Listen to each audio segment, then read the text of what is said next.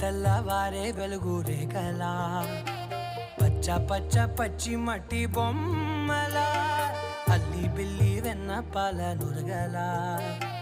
అచ్చ తెలుగు ఇంటి పూల కొమ్మలా దేవదేవుడే పంపగా ఇలా దేవతే మా ఇంట అడుగే పెట్టెనంట బ్రహ్మ కళ్ళలో కాంతులే మా అమ్మలా మా కోసం మళ్ళీ లాలి పాడేనంట.